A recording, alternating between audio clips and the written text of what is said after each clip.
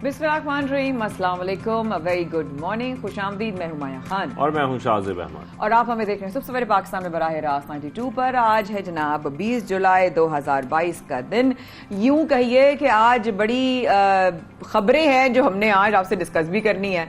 और जिस तरीके से कल पलटा खाया शाहज़ेब, तो मतलब समझ नहीं आ रहा था कि ये क्या हो गया। आप शाहीनों की बात कर रही हैं? मैं शाहीनों की भी बात कर रही हूँ, सीरियसली पॉलिटिकल सिनेरियो की भी बात कर रही हूँ। मतलब काफी चीजों में पलटा खाया है वैसे बहुत कुछ हुआ है। बस ये let's start from cricket, but political चीजें भी हैं। आप ये मत समझिए कि हम आपको बिल्कुल आपसे अपडेट नहीं करेंगे, आपसे शेयर नहीं करेंगे, डेफिनेटली करेंगे। बट जो माया ने कहा बिल्कुल ठीक है कि हर तरफ सिचुएशन पलट रही है और वो पलट ऐसे रही है कि पहले हम खेलों के मैदान रुक करेंगे, उसके बाद हम जाएंगे सियासत के मैदान में।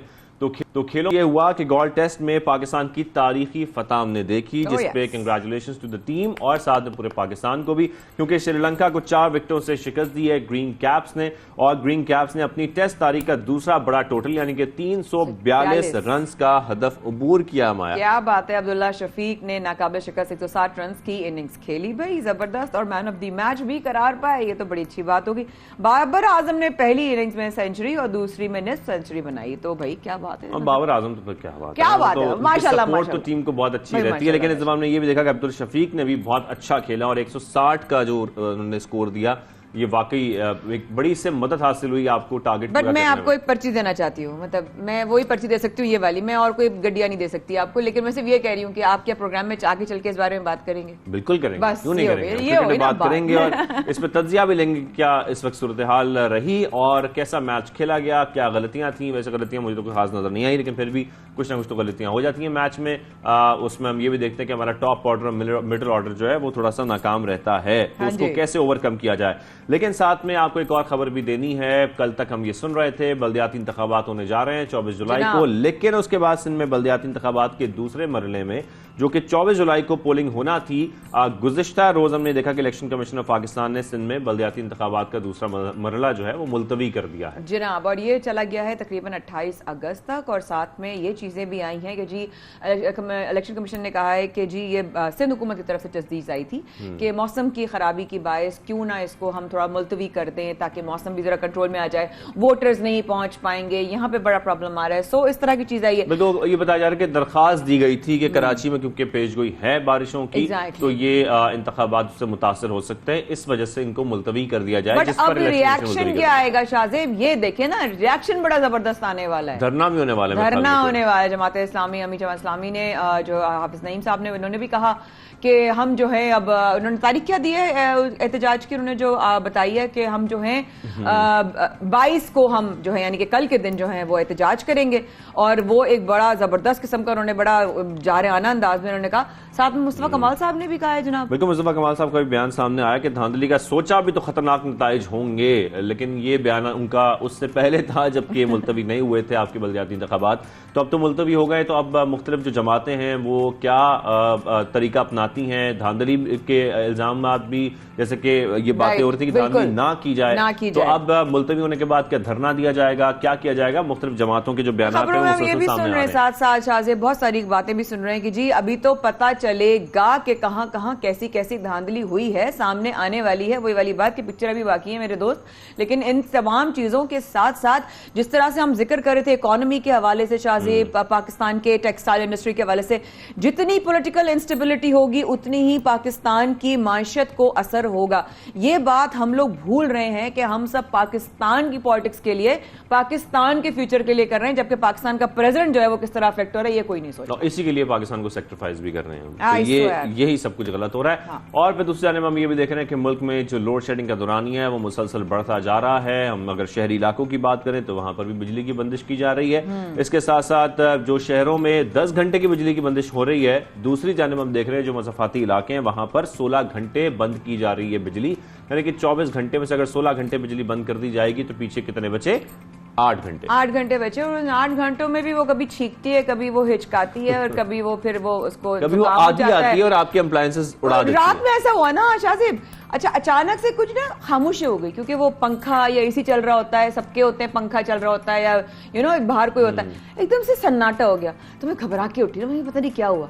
अच्छा लाइट गई है, मैं दोबारा सो गई। नॉर्मल सी बात है, हम बड़ी एडजस्ट कर गए हैं चीजों में। कहते हैं ना कि एडजस्ट, अकोमोडेट एंड अडेप्ट। तो हम अडेप्ट कर रहे हैं आहिस्ता आहिस्ता। हमने अकोमोडेट तो पहले कर लिया था, एडजस्टिंग स्टोन एज में जा रहे हैं। तो कोशिश करें कि हाथ के पंखे भी खरीद लें ताकि आपको गर्मी ना लगे। छाते भी ले लेते हैं हम, छतियां भी अब ले ही लेते हैं मेरे ख्याल मुल्क में बिजली का शॉर्टफॉल अब 7000 मेगावाट तक पहुंच गया है। साथ में रात में भी 3-3 घंटे तक बिजली की बंदिश हो रही है, जिसका माया ने जिक्र कर चुकी हैं वो ऑलरेडी, किस तरीके से वो रात के 3 बजे उठती हैं, क्योंकि रात के 3 बजे इसलिए उठती हैं कि 3 घंटे लाइट जाती है रात को। तो ये तो प्रॉब्लम चल रहा है। लेकिन दूसरी जानब हम ये देख रहे हैं कि मुल्क में इस वक्त अल्लाह का शुक्र है कि गर्मी उस शिद्दत की नहीं पड़ रही। मुख्तलिफ शहरों में हम देख रहे हैं मानसून का सिलसिला जारी है, बारिशें हो रही हैं। कल भी कराची में बड़ी प्यारी बूंदाबांदी हो रही थी। हाँ, कब? कल। अच्छा, कितने बजे? Around 5-6 PM। ओह 5-6 PM। अच्छा 5-6 PM की मैंने मिस कर दी, बिकॉज आई रिमेंबर माय भतीजा वाज कमिंग। हमारे इलाके में नहीं हो रही थी ना, हमारे इलाके में नहीं हो रही थी, मैं कहीं और था, वहां हो रही थी। अच्छा, तो मैं भी कहानी बना रही थी, मुझे बड़ा शौक है कहानियां बनाने का। लेकिन एक बात है कि यहाँ कराची में सुबह में तो फुहार हुई है बॉस। हाँ, सुबह में और रात में भी फुहार हुई है, तकरीबन 10:30-11 बजे के करीब जो है ना हल्की हल्की ड्रिजल हो रही थी। बट ये जो मानसून का सीजन है, ये सिर्फ कराची में नहीं, पूरे पाकिस्तान में, लाहौर गुजरात में भी ना, सियालकोट साइड पे भी, आई थिंक पूरा ओवरऑल पाकिस्तान में सीजन है। आसमान पर बादलों के ऑब्वियसली डेरे हैं और यहाँ पर टेंशनों के डेरे हैं। खैर एनीवे, साथ में जो है लैंडस्लाइडिंग और इस तरह नदी नालियों का जो तगयानी जो है, जिस तरह ये लोग भी अभी फेस करके आए। केपीके में बड़ा प्रॉब्लम है ना, और इसके लिए फिर आपको स्टेप्स लेने पड़ते हैं, क्योंकि लोग फंस जाते हैं, गाड़ियां को नुकसान पहुंचता है, और गाड़ियों में जाहिर बात है लोग होते हैं तो उनको नुकसान पहुंचता है। आसमान पर बादलों के डेरे तो हैं, लेकिन दूसरी तरफ हम ये भी देख रहे हैं कि लैंडस्लाइडिंग के चांसेस ही बहुत बढ़ते जा रहे हैं, और इसकी वजह से अलर्ट भी जारी कर दिया गया है। साथ में ये भी बताया जा रहा है कि बारिशों का सिलसिला 28 जुलाई तक जारी रहने का इम्कान है, जबकि स्कर्दू के हवाले से बताया जा रहा है कि वहां पर एक ग्लेशियर पिघलने से करीबी आबादी मलिया मेट हो गई। दूसरी जानिब शिगर का एक गांव है जो सैलाब से तबाह हो गया। तो ये तबाहियां भी हम देख रहे हैं, जिसके बाद कुछ एहतजाज भी किए गए हैं कि हमारी कम से कम जो रोड्स हैं उनको प्रॉपर्ली बनाया जाए। अब ये नेशनल कैलामिटीज है ना, ये हमारे नेशनल लेवल की कैलामिटीज हैं, ये हमें देखनी है। बलूचिस्तान में सैलाब देखना है, लैंडस्लाइडिंग, ये नालों और नदियों में तगयानी, ये हमारा मसला है, ये हमारा मसला है, ये हमारा मसला नहीं है उसने कितने वोट ले लिए, उसको कितनी गाड़ियां चली गई। और सीरियसली ये हम किस तरफ जा रहे हैं। मैं तो खबरें देखती हूँ तो मुझे एक अफसोस होता है कि यार इससे बड़े बड़े मसले हमारे मुल्क में बैठे हुए हैं, हम किन चक्रों में पड़ गए, हम क्या बनते जा रहे हैं। खैर एनी हाउ, अगर हम पॉलिटिकल उसकी बात करें शाहजेब, तो वो कहना गलत नहीं होगा कि उधर भी तो यानी कुछ कम नहीं आ रही। बात करते हैं जनाब अपनी हमारी पॉलिटिकल अपडेट के हवाले से कि चंद घंटे ही ऑब्वियसली गुजरे थे और कल चंद घंटों के अंदर शाहजेब ये मामला पूरा पलटा खा गया। बिल्कुल, हम देख रहे हैं लाहौर का जो लाहौर इस वक्त सियासी मरकज बना हुआ है, वहां पर बैठकें लग रही हैं और सियासी बैठकें और प्लानिंग जो है वो होना शुरू हो चुकी है। साथ में सियासी पार्टियों ने अपने अरकान असेंबली को होटलों में मुंतकिल कर दिया, जैसे कि बताया जा रहा था कि पीटीआई ने भी मुंतकिल किया है किसी निजी होटल में, और नून लीग के अरकान एयरपोर्ट के करीब एक होटल है वहां पर स्टे कर रहे हैं। तो जो अरकान है उनको होटलों में पहुंचाया जा रहा है। दुबई और तुर्की में बड़ा जोर है कि जी दुबई में जो है होटल्स में ठहराया जा रहा है, तुर्की में ये जाया जा रहा है, तुर्की में उन्होंने पैसे दिए। फिर तारड़ साहब ने कहा कि जी जिनके बारे में आप बात करें उनका इस्तीफा जो है अप्रैल में आ चुका था, ये उन्होंने प्रेस कॉन्फ्रेंस में इस्तीफा दिखाया। उन्होंने कहा जी वो तो पहले ही कर चुके थे, तो उनके पैसे अगर कहीं ये साबित हो जाए, तारड़ साहब का बयान है, कहीं ये साबित हो जाए कि हमने पैसे दिए हैं या पैसे लिए हैं, तो उनका बयान है बकौल उनके मैं सियासत छोड़ दूंगा।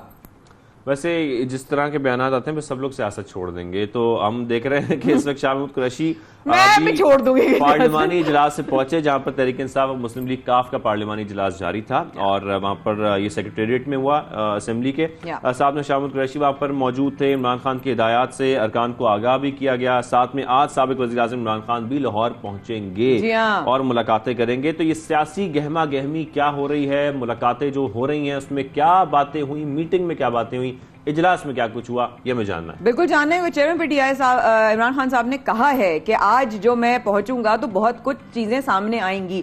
ये भी एक खबर आई है उड़ते उड़ते जराये से, तो देखते हैं क्या खबर आएंगी। हमारे साथ इस वक्त तज्जियाकार मौजूद हैं। बड़े स्ट्रांग होते जा रहे हैं, खबरें बड़ी जो है ना पता नहीं कहां से आ रही है। सर मैं आपसे बहुत सीख रही हूँ मैं। तो जनाब तज्जियाकार हमें खबरें दिया करें ताकि हमें किसी से पूछना ना पड़े, हम आपसे खबरें ले लें। Thanks to my entire team. मैं इतना ज्यादा न्यूज की तरफ देख रही हूँ जी।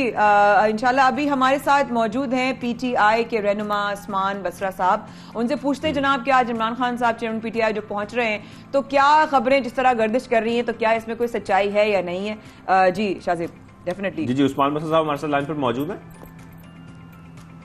उस्मान बसर साहब को खुशामदीद कहेंगे सुबह सवेरे पाकिस्तान में। थैंक यू वेरी मच, आपने हमें ज्वाइन किया। सर, बहुत कुछ चल रहा है इस वक्त पंजाब की सियासत में, लेकिन सबसे पहले तो ये बताइएगा, ये जो पार्लिमानी पार्टी का इजलास हुआ है असेंबली सेक्रेटेरिएट में, इसमें क्या कुछ हुआ? बिस्मिल्लाहिर्रहमानिर्रहीम, बहुत शुक्रिया आपका। देखिए, जैसे आपने कहा कि बहुत कुछ चल रहा है, तो बहुत कुछ तो नहीं चलना चाहिए असल में। देखिए, यहाँ पे सियासत को इतना गंदा कर दिया गया है, इतना पोल्यूटेड कर दिया गया है कि यहाँ हर वक्त कुछ ना कुछ चलने की चीज़ें जो हैं वो ख़बरों में रहती हैं। जब एक वाज़िया बर्तरी पंजाब के ज़िम्मी इंतखाब में पाकिस्तान के पंजाब के जो वोटर है उसने एक डिसाइड किया है वाज़िया तौर पर, वो अमरीकी साजिश के ख़िलाफ़ हैं, वो मीर जाफ़र और मीर सादक के गठजोड़ के ख़िलाफ़ हैं, वो पाकिस्तान के अंदर एक गैर जमहूरी गैर आइनी तरीके से डोनाल्ड लू के बगल बच्चों ने जो शब खून मारा है पाकिस्तान की जमहूरियत पे, वो उसके खिलाफ हैं। एक वाज़िया मैंडेट दे दिया है, कोई चीज़ इबाम के अंदर तो है नहीं। तो ये कौन है जो वहां पे लाहौर में आके बैठ गए हैं हराम का पैसा लेके? और पहले भी दिया था, और ये 20 सीटें आप लोगों के पास ही थी, जिसमें सब आप लोगों ने 16 जीती हैं। नहीं, ये देखिए ना, यही तो एक मज़ाक़ा खेज़ बात है जो अब बुरी तरह पिटने के बाद मुस्लिम लीग नून के पास, और ख़ास तौर पे मुस्लिम लीग नून के जो आकाशवाणी रेडियो है जिसका वो जाती उमरा केंद्र है, तो ये उसने चलाई हुई हैं। इनमें से ज़्यादा अक्सरियत लोग वो हैं जो आज़ाद जीत के आए थे और पाकिस्तान तहरीक इंसाफ में जीतने के बाद उन्हें शमूलियत इख्तियार की थी। 11 लोग तो इसमें वो हैं। लेकिन आज जब हम ये बात कर रहे हैं, देखिए, दुनिया 21वीं सदी के अंदर मुरीख से आगे जाने की सोच रही है।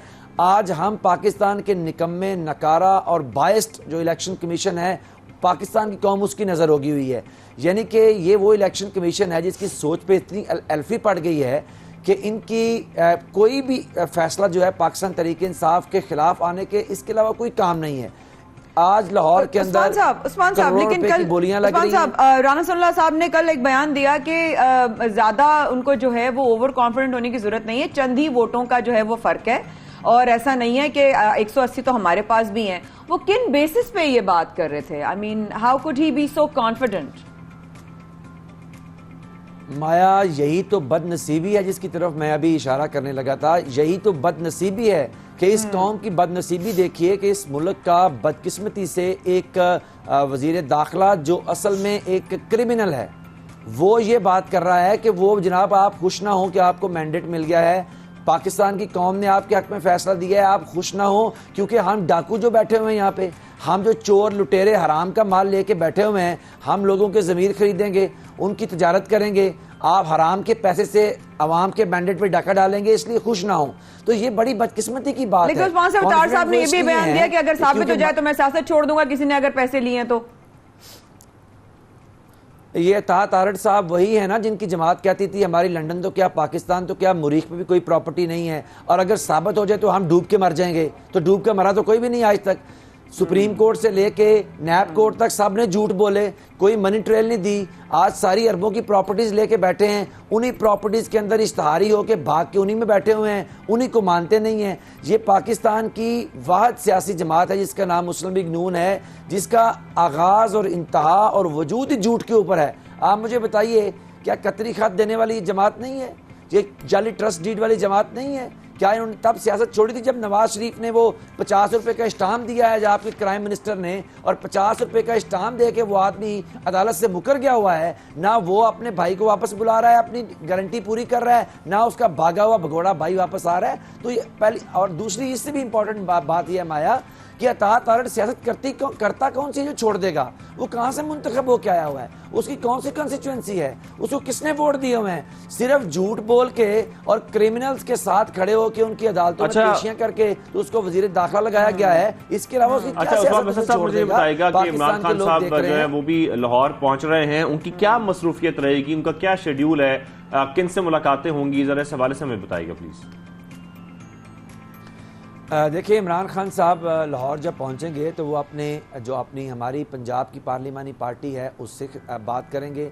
वो हमारी इत्तेहादी जो हैं काफ लीग, उनकी पार्लिमानी पार्टी और लोगों से बात करेंगे, और इमरान खान मज़ीद शवाहिद जो हैं वो आपके सामने रखेंगे कि किस तरह से पाकिस्तान के ऊपर बैठे हुए ये चोर डाकू और ज़मीरों के सौदागर हराम का पैसा ला के कहाँ से ला के या लोगों के ज़मीर ख़रीद रहे हैं। पाकिस्तान की कौम को अपनी एजुकेट करेंगे और बताएंगे आपके मीडिया के तवज्जुह से कि किस तरह पाकिस्तान के मुंतखब लोगों को के वोट की इज्जत जो है उसकी तजलील की जा रही है, और किस तरह ये लोग डॉलरों को ला के तो पाकिस्तान के लोगों का मैंडेट जो है उसको खरीद के वोट की इज्जत को दागदार कर रहे हैं। तो वो आज बड़ी एक 1.5 दिन वहां पर रहेंगे लाहौर में, और बड़ी बिल्कुल उस्मान साहब, जरा उस पर आ जाते हैं, आपकी बात काट रही हूँ माजरत, लेकिन जरा क्योंकि वक्त की कमी है और हम चाहते हैं ज्यादा से ज्यादा आपसे जवाब हम ले सकें, आपका मौक़िफ़ हमारी तरफ पहुंचे। ये जो अब डिले आया है 28 अगस्त तक का, इस पर जो अब एहतजाज की अलग कॉल है, लॉन्ग मार्च की अलग कॉल है, ये इलेक्शन कमीशन की तरफ से आया कि जी सिंध हुकूमत ने जो है वो तजवीज़ दी थी जो कि अब मान ली गई है। Now what is the next step by PTI?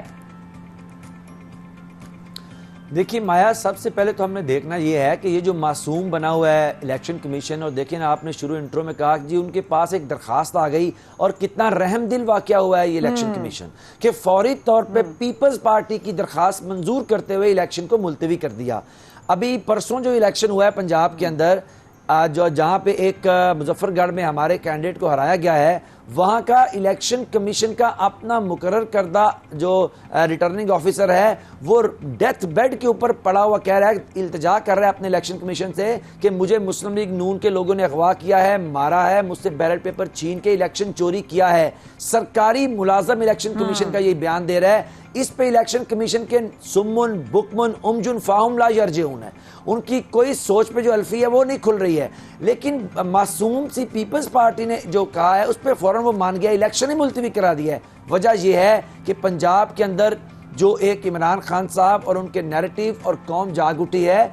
ये जो सिंध के अंदर मुसल्लत हैं भुट्टो की रूहें, इनको मालूम पड़ गया है कि भाई हमें तो बड़ा फेंटा लगने वाला है, तो इस इलेक्शन से भाग जाओ। क्या नेक्स्ट स्टेप क्या है उस्मान साहब, ये तो बताएं हमें। अब क्या क्या आप लोगों ने प्लान किया? Any game plan, any road map regarding the Sindh? जी डेफिनेटली। अच्छा, रिगार्डिंग सिंध ये है, देखिए पंजाब जैसे उठ खड़ा हुआ है, खैबर पख्तूनख्वा के लोग ऑलरेडी तब्दीली के इस मामले में हमारे साथ हैं, पाकिस्तान नए पाकिस्तान की जुस्तजू में, और पंजाब ने उसको अब एंडोर्स कर दिया है। अब अगली बारी अल्हम्दुलिल्लाह सिंध की है। देखिए इमरान खान साहब बड़ी वाजिया कह चुके हैं, सिंध के ऊपर डाकू राज है। आप दोनों सिंध में रहते हैं और आप मुझसे बेहतर जानते हैं, वो कराची जो पाकिस्तान को अरब रुपए की माहाना कमा के देता है, कमाऊ पूत है, उस कराची पे मुसल्लत डाकुओं का टोला हराम का पैसा लेके लाहौर में लोगों के ज़मीर खरीदने तो अरबों रुपए लेके आ गया है, लेकिन 10 करोड़ रुपए लगा के गुजर नाला साफ नहीं कर सका, वरना कराची ना डूबता। वो के इलेक्ट्रिक के कोई मामला ठीक नहीं कर सका। जी ठीक है उस्मान बसा साहब, ये मामला हम देखते हैं कि सिंध में अब चूंकि बलदियाती इंतखाबात भी होने वाले। मुझे छोटी सी एक बात जरूर बताइएगा, उसके बाद हमारे साथ हमें ज्वाइन किया हमारे तज्ज़ियाकार हैं अदनान अल साहब, उनसे भी हम बात करेंगे। वज़ीर आला पंजाब का इंतखाब जो है इस हवाले से बताइएगा, पीटीआई के कितने अरकान होटल पहुंचे अब तक? देखिए पीटीआई के 186 और 187 के करीब जो लोग हैं वो होटल में मौजूद हैं, लेकिन मैं शाहजेब आपके सामने एक बड़ी दर्दमंदाना अपील रखना चाहता हूँ। ये बड़ी इंपॉर्टेंट बात है। इमरान खान साहब ने जब ऑपरेशन रजीम चेंज हुआ मरकज़ के अंदर, तो अपने वजीर ख़जाना को भिजवाया था उस वक्त न्यूट्रल्स के पास कि आप इनको जाके बताएं कि अगर ये रजीम चेंज साजिश जो है कामयाब हुई तो मुल्क की इकॉनमी तबाह हो जाएगी। आज मुल्क की इकॉनमी तबाह हो गई ना। आज डॉलर, तेल, आम आदमी की जिंदगी देखें, मुल्क दिवालियापन के करीब पहुंच गया ना। तमाम लोग इसको जान रहे हैं। आज इमरान खान कह रहे हैं कि अगर आपने पंजाब के अंदर ये जो नई गेम प्लान आप कर रहे हैं, गंदा गेम प्लान कर रहे हैं, अगर आपने ये किया तो पाकिस्तान के अंदर जो अनारकी फैलेगी, फिर पाकिस्तान को श्रीलंका बनने से खुदा न खासा नहीं को रोकेगा। इमरान खान की पहली प्रेडिक्शन भी बिल्कुल 1000% सही साबित हुई है कि पाकिस्तान की इकॉनमी तबाह हुई है अमरीकी साजिश में रजीम चेंज ऑपरेशन के बाद। अगर पंजाब में जरदारी साहब जो डाकुओं के सरबराह हैं और गब्बर सिंह और उसका जो पूरा गैंग है, अगर इन्होंने पंजाब के लोगों की मैंडेट को कबूल न किया और ये इस पर डाका डाला तो पंजाब और पाकिस्तान को श्रीलंका बनने से कोई रोक नहीं पाएगा। और एक दफा जब तीर इस तरह कमान से निकलते हैं वापसी उनकी नामुमकिन होती है। ठीक है उस्मान बसा साहब आप हमारे साथ रहेंगे। अदनान अल साहब भी हमारे साथ मौजूद हैं। अदनान साहब आपको खुशामदीद कहेंगे सबसे पहले पाकिस्तान में। अदनान साहब सबसे पहले तो मैं आपसे ये जानना चाहता हूं, अभी हमने देखा ज़िमनी इंतखाबात हुए, इसमें पीटीआई ने 16 नशिस्तें जीती और नून लीग ने भी कुछ नशिस्तें जीती जो कि पहले उनके पास नहीं थी। आप कैसे देख रहे हैं इन इंतखाबात को और आने वाले वक्त में आप पंजाब की सियासत को कैसे देख रहे हैं? देखें, एक अवाम की लहर जो है मकबूलियत की, वो इमरान खान के हक में है। जब से तहरीक अदम एतमाद उनके खिलाफ पेश हुई थी, उनकी मकबूलियत का ग्राफ जो है ऊपर जाना शुरू हो गया था, और हम बार बार अपने शोज में ये बात कहते भी रहे हैं। और नून लीग को बहुत नुकसान हुआ। एक तो उनका बयानिया खराब हो गया कि जिस तरह उन्होंने एक हिस्सा लिया साजिश में, और अमेरिका के साथ ये मामला जो वहाँ से लेटर आया, इमरान खान की ये जो बात है और मौक़िफ़ है, अवाम ने इसको कबूल कर लिया। दूसरे, आसिफ जरदारी पंजाब में बहुत नामकबूल है। पंजाब के लोगों ने जुल्फ़िकार अली भुट्टो और बेनज़ीर भुट्टो को तो पसंद किया और उनको बहुत खासा मैंडेट भी दिया, लेकिन वो आसिफ जरदारी को बहुत सख्त नापसंद करते हैं। जो भी आसिफ जरदारी से हाथ मिलाएगा उसका अंजाम अच्छा नहीं होगा, क्योंकि ये माजी में एक दूसरे को बहुत बुरा कहते रहे हैं, चोर कहते रहे हैं, डाकू कहते रहे हैं। अब लोग कहते हैं कि आप जिन्हें इतना बुरा कहते थे कि हम सड़कों पे घसीटेंगे, उन्हीं से आपने हाथ मिला लिया, बगलगीर हो गए। तो इनकी अखलाकी पोजीशन नून लीग की बहुत खराब हुई, और जिस तरह काफ लीग को नुकसान हुआ था। लेकिन अदनान साहब, हम ना एक चीज समझना ही चाह रहे हैं कि क्या नून लीग की पोजीशन पंजाब में बरकरार है वही जो पहले थी? क्योंकि ये जो 20 नशिस्तें हैं जिस पर अभी इलेक्शन हुए हैं, ये ऑलरेडी कह ले इंडिपेंडेंट थी पहले और फिर पीटीआई की होगी, लेकिन पीटीआई के पास थी। क्या नून लीग की सियासत वहीं खड़ी है जब पहले थी, या उनकी पोजीशन डाउन हो गई है पंजाब में? देखिए, उनकी पोजीशन डेफिनेटली कमजोर हुई है, क्योंकि जो सेंट्रल पंजाब है ये नून लीग का कला समझा जाता था, और वो तो कहते थे कि ये इलेक्शन जो है 2018 का पीटीआई को धांधली से जितवाया गया, खलाई मखलूक ने काम दिखाया। और हमें मालूम है कि लाहौर में वो बहुत मकबूल जमात थी, लेकिन जब से ये तहरीक अदम एतमाद पेश हुई और उसके बाद ये 3 महीने महंगाई को खत्म करने का दावा करके आए थे, लेकिन महंगाई को खत्म नहीं कर सके, उसकी वजह से इनको बहुत सख्त धचका लगा है। लाहौर की 3 सीटें हारना कोई मामूली बात नहीं है, और बड़े बड़े मार्जिन से हारे हैं, 10-10, 15-15 हजार। अदनान सर, देखिए, सियासत में तो हम ये देखते आए कि लोग जो आज बात करते हैं कल उसको वो वापस ले लेते हैं, या उनको याद ही नहीं रहता। ये तो सियासत में हम बड़े हो गए पाकिस्तान में, हमने ये देखा है हमेशा से। हम बड़ा उम्मीद करते हैं कि पाकिस्तान के लिए अल्लाह ने हमेशा बेहतरीन मामलात फरमाए, लेकिन अब जो ये सिचुएशन हुई है, जो 28 अगस्त तक का डिले आया है, हाउ डू यू सी कि सिंध के लोग अब इस तरीके से पीटीआई हो गई या जमात इस्लामी हो गई, अब वो इस चीज का कैसे रिएक्शन देंगे? अकॉर्डिंग टू यू क्या होना चाहिए, या ये अच्छा हुआ? ये तो साफ नजर आ रहा है कि वक्त दिया गया है पीपल्स पार्टी और एमक्यूएम को। एमक्यूएम पहले भी ये कहती रही है, जब उसने कोलिशन में शमूलियत इख्तियार की थी, कि हम फौरी इलेक्शन नहीं चाहते। जब उनकी इंटरनल डिस्कशंस होती थी, वो चाहते थे कि हमें वक्त मिले अपने कदम जमाने के लिए, और वो कोशिशें भी कर रहे हैं कि किसी तरह मुख्तलिफ ग्रुप इकट्ठे हो जाएं, जो कि अभी तक कामयाब नहीं हो सकी। वो पीटीआई का मुकाबला करने की सकत नहीं रखते हैं। मेरा जाती तजर्बा as a student of politics और जर्नलिज्म में ये रहा है कि जब लोग किसी सियासी जमात के बारे में कोई एक फैसला कर लेते हैं, तो बहुत कई साल तक उसको तब्दील नहीं करते हैं। अब उन्होंने एमक्यूएम को कराची में रिजेक्ट कर दिया है, तो एमक्यूएम चाहे उल्टी हो जाए चाहे सीधी हो जाए, वो कुछ भी कर ले, उनकी पोजीशन बहाल होना मुझे तो अदनान सर, मुख्तसरन आप फारूक रज़ा साहब का इंडिविजुअल कैंडिडेट के लिहाज से उनके जो ये फैसला है उसको कैसे देखते हैं? बस ये मुख्तसरन बता दीजिए। फारूक सत्तार के फैसले, फारूक सत्तार तो और एमक्यूएम तो ऐसे ही है, 0+0+0। जब उनकी पोजीशन एक दफा खराब हो गई, अल्ताफ हुसैन की वजह से एमक्यूएम थी, अल्ताफ हुसैन को माइनस करके अब एमक्यूएम की मुझे नहीं लगता कि कराची में और हैदराबाद में बड़े पैमाने पे बहाली हो सकेगी।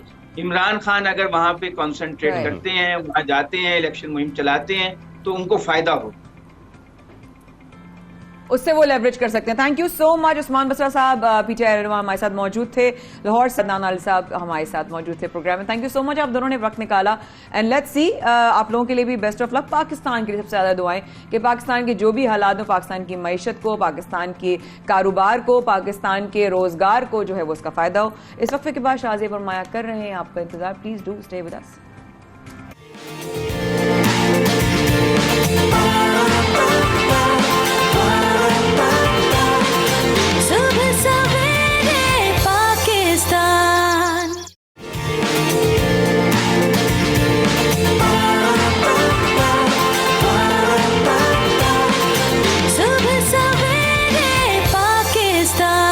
फिर हमारे साथ देने का बहुत शुक्रिया। सब सवेरे पाकिस्तान में शाज़िया फरमाया कर रहे थे आपका इंतजार, और अब एक बहुत ही इंफॉर्मेटिव सेगमेंट है। शायद हम दोनों भी बहुत इंट्रीग्ड हुए जब हमें पता चला कि इस हवाले से हमें बात करनी है कि वो अद्वियात जो इस वक्त मार्केट में अवेलेबल हैं। हमें बहुत सारी अद्वियात तो ऑब्वियसली इनसे हमारे रूट्स भी जुड़े हैं, हम बचपन से ले रहे हैं, हमें पता है कि हमें खांसी नज़ला या हमारी आगे वाली नस्ल को भतीजा भतीजी बच्चों को होगा तो हम वही दवा इस्तेमाल करेंगे। लेकिन देन अगेन बहुत सारी मेडिसिन शाज़ेब ऐसी भी हैं जिनके बारे में हमें नहीं पता होता और हमें सजेस्ट कर दी जाती है, हमें प्रिस्क्राइब कर दी जाती हैं। उनकी हम सोचते हैं ये कौन सी दवाई है, तो हमने कभी ली नहीं, इसके कोई साइड इफेक्ट ना हो, इसके बारे में क्या कभी कोई मॉनिटरिंग सेल कोई बनाया गया कि नहीं? और इसके साथ साथ ड्रैप ने इंसानी जिंदगी को मजीद महफूज बनाने के लिए जो फार्मा को विजिलेंस बेहतर बनाने का फैसला किया है, इसके बाद हमें जो समझ आ रही है वो बात ये है कि हेल्थ प्रोफेशनल्स खास तौर पर जो नई अद्वियात के असरात की निगरानी है वो करना बहुत जरूरी है हेल्थ प्रोफेशनल्स के लिए भी। बिल्कुल अगर कोई नई भी फार्मास्यूटिकल कंपनीज की जानिब से अद्वियात मार्केट में आती हैं तो उसका फॉर्मूला जानना, उसको समझना भी बड़ा इंपॉर्टेंट है। चाहे वो अद्वियात हो, वैक्सीन हो, तिब्बी आलात हो या कुछ भी हो जो कि रिलेटेड है आपकी फार्मास्यूटिकल। एग्जैक्टली। और अगर इंसान को ना भी पता हो, एक मरीज को नहीं भी पता हो, तो उसको ये पता है कि वो जिसके पास ट्रस्ट करके जा रहा है वो उसका डॉक्टर जो है वो उसका मसीहा है, वो उसको बचाने के लिए हमेशा अच्छी चीज देगा। लेकिन देन अगेन थोड़ी बहुत इंफॉर्मेशन हमारी सेहत के लिए कितना नुकसानदेह या फायदेमंद है हमें पता होना चाहिए। तो फार्माको विजिलेंस जो है ये एक ऐसी जो है मेरा ख्याल एक मॉनिटरिंग सेल बनाया गया है ना, एक सेल बनाया गया है जो सेल कोई काम करेगा, वो सेल क्या काम करेगा क्यों ना हम जाने। इससे पहले हमारे सेल वी को हम ये समझ लेते हैं कि ये क्या है, हेल्थ प्रोफेशनल्स में कितना अहम किरदार अदा कर सकते हैं। यही जानने के लिए हमने राब्ता किया पाकिस्तान मेडिकल एसोसिएशन के सेक्रेटरी जनरल डॉक्टर कैसर सज्जाद से। कैसर साहब आपको खुशामदीद कहेंगे मेरे पाकिस्तान में। कैसर साहब सबसे पहले तो फार्माको विजिलेंस ये क्या है, हम थोड़ा सा ये समझना चाह रहे हैं आपसे। अस्सलाम वालेकुम डॉक्टर साहब।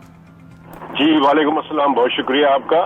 देखिए ये जो सवाल है आपका ये तो बेसिकली ड्रैप वाले बताएंगे, यानी कि ड्रग रेगुलेटरी अथॉरिटी जिन्होंने ये बनाई है मॉनिटरिंग विजिलेंस की, तो ये एक्चुअली बताएंगे कि वो करना क्या चाहते हैं। इनफैक्ट किसी भी चीज को मुझे नहीं पता कि 75 साल के बाद हम ये बातें कर रहे हैं कि ये उसकी मॉनिटरिंग होनी चाहिए।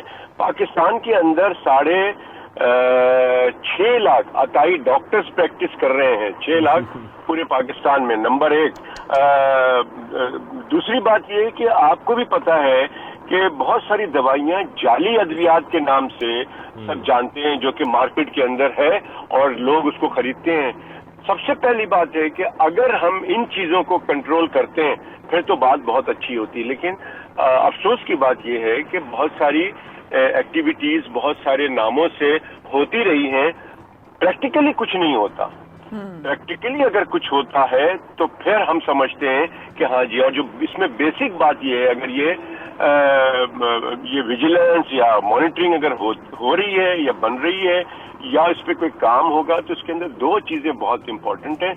और वो ये होनी चाहिए कि सबसे पहले पाकिस्तान के अंदर ड्रग रेगुलेटरी अथॉरिटी की जो जिम्मेदारी है वो ये है कि कोई भी प्रिस्क्रिप्शन मेडिकल स्टोर से बगैर किसी क्वालिफाइड डॉक्टर्स के डिस्पेंस नहीं होनी चाहिए। यानी कि कैसे सज्जाद साहब, सॉरी आपको इंटरप्ट कर रहा हूं, लेकिन इसका मतलब है ना कि ड्रग सेफ्टी बहुत इंपॉर्टेंट है आपके मुल्क में।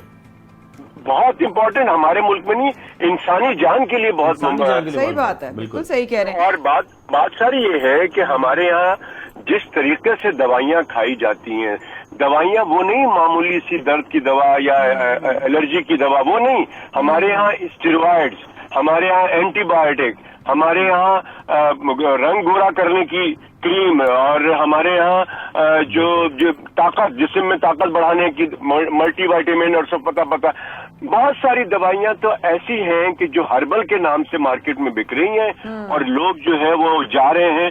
मैं कुछ लोगों को जानता हूँ जो अपने घर में सिरप बनाते हैं मल्टीविटामिन और वो हजारों में बेचते हैं उससे। वो कौन पूछेगा उसको? पहले तो आप ये बेसिक चीजें हैं ना, आप उसको तो मॉनिटरिंग कर लें कि ये मार्केट में ये दवाइयाँ कैसे आ रही हैं भाई, ये तो बहुत इंपॉर्टेंट बात है।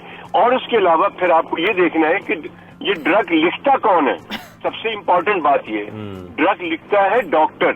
अब जब डॉक्टर्स लिखते हैं तो क्या वाकई क्वालिफाइड डॉक्टर ही लिख रहा है या कोई और भी मशवरा कर रहा है? तो हमारे मुल्क में सेल्फ मेडिकेशन, क्वैकरी, जाली अद्वियात, इन चीजों को अगर बंद हो गया तो फिर आपको ऑटोमेटिकली मॉनिटरिंग की तो जरूरत ही नहीं है ना। जो क्वालिफाइड लोग हैं, सिस्टम आपका बन जाएगा। और फिर सबसे इंपॉर्टेंट बात यही है कि आप डॉक्टर्स की, क्वालिफाइड डॉक्टर्स की प्रिस्क्रिप्शन के बगैर कोई दवा बिक नहीं सकती। अगर ये कानून लागू हो गया, इम्प्लीमेंट हो गया, तो मैं समझता हूं कि बात ही खत्म हो जाएगी। अभी तो आप जाइए माया जाके, अगर कोई भी ऐसी दवा लेनी है कि नींद नहीं आ रही है और 15-20 दवाइयां और 15-20 टैबलेट लेके और खा लें, कोई नहीं आपको मना करेगा कि नहीं जी हम ये दवा आपको नहीं देंगे। एब्सोल्युटली। अगर समय आपने बिल्कुल वही सवाल कर लिया, एक्चुअली रेड माय माइंड में, इसलिए हंसी आ गई मुझे कि मेरे जहन में था कि हमारे यहाँ तो कुछ दवाएं ना लोगों को चॉकलेट की तरह और कैंडी की तरह खाने की आदत है, पूछता कोई नहीं है। ये कल्चर, ये एजुकेशन नहीं है, अवेयरनेस नहीं है। अवेयरनेस है, सब पता है, सब बड़े होशियार हैं, लेकिन करना नहीं चाहते कोई अच्छा काम, बेहतर काम अपनी जिंदगी में लेकर। ये क्या कल्चर है कि जाएंगे अपनी मर्जी की जो है ना चॉकलेट कैंडी की तरह मेडिसिन लेंगे विदाउट नोइंग कि वो कितनी हार्मफुल है। जी कसर भाई। एग्जैक्टली, बिल्कुल सही कह रही हैं। हमारे यहाँ शॉर्टकट का सिलसिला है, जान के साथ भी। अपनी जान के साथ समझते हैं कि अगर अब जैसे मेरे पास कल भी एक पेशेंट आया, खातून आई, उनको मैंने 6 महीने पहले देखा था, एक दफा आई, उनको फॉलो अप में नहीं आई और उस दवा से शायद इनको बहुत फायदा हुआ और उसमें एंटीबायोटिक भी थी और कोई दर्द की गोली थी। और वो खातून ये आई और आके उन्होंने ये कहा कि डॉक्टर साहब जब भी ये होता था तो मैं ये खुद ही ले लेती थी। और उसके बाद अब जब 5-6 दफा हमने किया, ये 6 महीने, अब जो है वो ये इसका जो है फायदा नहीं होगा। एक छोटी सी बात मुझे बताइएगा, मुख्तलिफ फार्मास्यूटिकल कंपनीज मुख्तलिफ मार्केटिंग पॉलिसीज बनाती हैं, हेल्थ प्रोफेशनल्स को अद्वियात बेची जाती हैं, फिर वो आगे पेशेंट्स तक पहुंचती है। आप क्या समझते हैं हेल्थ प्रोफेशनल्स का जिम्मेदार होना और उनका प्रोफेशनली चीजों को समझना, अद्वियात के फॉर्मूलाज को समझना कितना जरूरी है, बजाय से कि मार्केटिंग पॉलिसीज पर बेस करके आप मुख्तलिफ अद्वियात जो है वो पेशेंट्स को दे दें और फिर मुस्तकिल तौर पर बेचे जाएं? ये बहुत इंपॉर्टेंट सवाल है आपका शाहजेब। बात ये है कि जितने भी डॉक्टर्स, क्वालिफाइड जो डॉक्टर्स बनते हैं, वो फार्माकोलॉजी उनकी पढ़ाई होती है, उस पर पूरा एग्जाम होता है पूरे साल का, तो ये तो वो पढ़ते हैं। लेकिन जो इसमें जो इम्पोर्टेंट बात यह है कि आपके मुल्क में कौन कौन सी अद्वियात रजिस्टर्ड है ड्रग रेगुलेटरी अथॉरिटी के साथ, जो रजिस्टर्ड वो बॉडी है, उसका बड़ा इम्पोर्टेंट काम है। तो कैसे भाई आप ये कह रहे हैं, सॉरी टू कट यू, अगर आप ये कह रहे हैं कि आम आदमी को ये पता होना चाहिए कि कौन सी जो है वो ऑथराइज्ड हैं, लीगल हैं, अप्रूव्ड हैं कि नहीं, is that what you are saying? Exactly ये है, और उसके लिए जरूरी ये है कि आप एक जो कानून है उसकी इम्प्लीमेंटेशन करें। तो एक आम आदमी हमारे यहाँ जो पढ़ा लिखा नहीं है या वो इन चीजों को बॉदर नहीं करता, वो जब जाएगा, जब आपके पास कानून बना हुआ है, जब जाएगा तो मार्केट से आपको मिलेगी नहीं, क्योंकि ड्रग रेगुलेटरी अथॉरिटी उसी दवा को रजिस्टर्ड कर रहा है जो ऑथेंटिक है, जो रिसर्च प्रोडक्ट है, उसी को कर रहा है, तो डेफिनेटली ये होगा। तो मैं समझता हूँ कि इसमें सारी बहुत अच्छी बात है, मॉनिटरिंग करना बहुत अच्छी बात है, लेकिन इस तरह की बहुत सारी बातें होती रहती हैं। प्रॉपर तरीके से ड्रग को फार्मेसी, देखिए आपकी फार्मा कंपनी है, आप एक दवा बनाना चाहती हैं या चाहते हैं, तो फिर आप जो है रजिस्टर्ड कराते हैं। जब रजिस्टर कराने जाते हैं वहां ये सारा सिस्टम इम्पोर्टेंट है। डन हो गया, शफाफ कर दे, उसको शफाफ कर दे, ट्रांसपेरेंट कर दे। डन हो गया, डन हो गया। Thank you very much doctor साहब, आपने ज्वाइन किया सवेरे पाकिस्तान में, और जो आपने बातें की है बड़ी इंपॉर्टेंट है, ये आम लोगों के लिए समझना जरूरी है और हेल्थ प्रोफेशनल्स के लिए ये हिदायत बहुत इंपॉर्टेंट है कि वो इस तरीके से इस पर अमल पैरा हो ताकि लोगों तक ऐसी अद्वियात ना पहुंचे। माया सर ब्रेक के बाद हमारे साथ रहेगा, विल बी राइट बैक।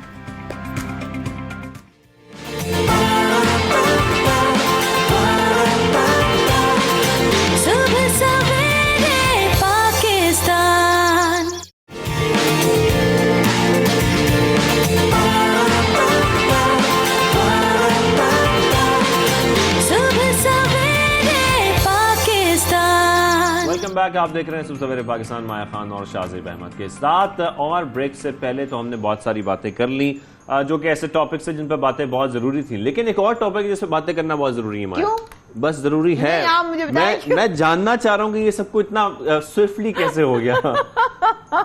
मुझे सब पता है, बड़े चलाक हो गया, ये समझदार हो गया। मेरे साथ रहा कि चलाक किसके साथ हो रहे, काशिफ भाई के साथ एक्चुअली बहुत बैठ रहे हैं। अरे जनाब, अगर शाहजेब ने कह ही दिया है, छेड़ ही दिया है इस मौजू को, तो चलिए कहानी को आगे लेके चलते हैं।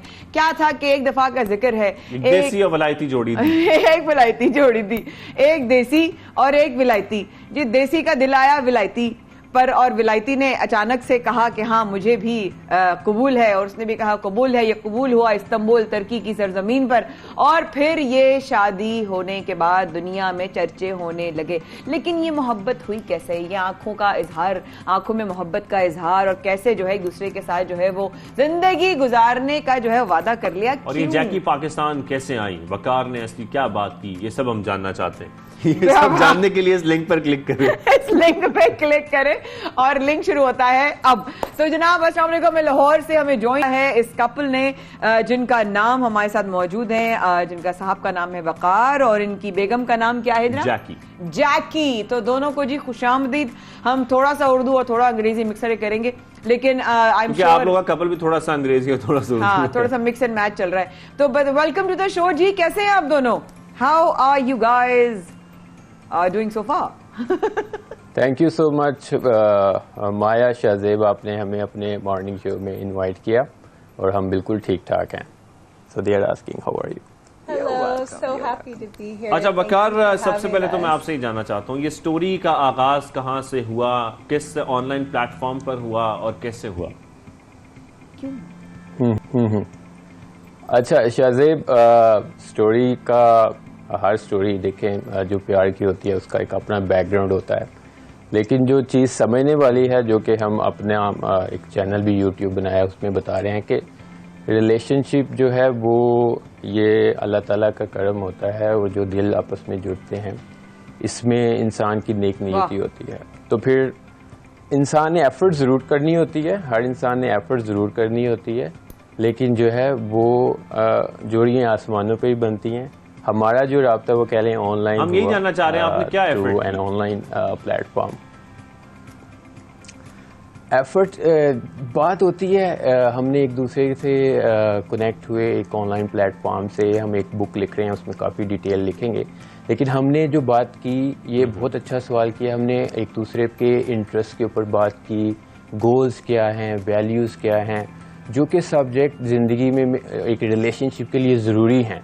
हम देखते हैं अपने कल्चर में ज़्यादातर जो रिलेशनशिप है वो फाइनेंशियल स्टेटस या सुपरफिशियलिटी पे बनते हैं, जो कि इस अप्रोच से जो है वो मेरा ख्याल है इतना प्रोडक्टिव रिलेशनशिप नहीं बनता। तो हमने उन सब्जेक्ट हम आपकी शादी की तस्वीरें देख रहे हैं और मैं actually I am loving your wedding pictures, but माशाल्लाह माशाल्लाह। सो Jackie, can you hear me? Can you hear us? Welcome to the show and welcome to Pakistan. Yes, I welcome can. to the community as well. Thank you so much. All right. Okay, awesome. So we were asking your husband that how did you two meet and how it has been so far. But I would want to know your point of view. Why? Why did you go for this?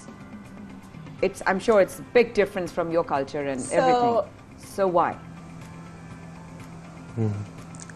Yes, everything, it's a huge difference from my culture, but when you find the person that is meant for you and created for you by God, by nature, none of the little details of culture, different races matters at all. And everything goes very smoothly. So you believe it was a master plan? But it's very difficult to adjust in a different society, different culture, in different traditions. How do you manage it? Are you liking it?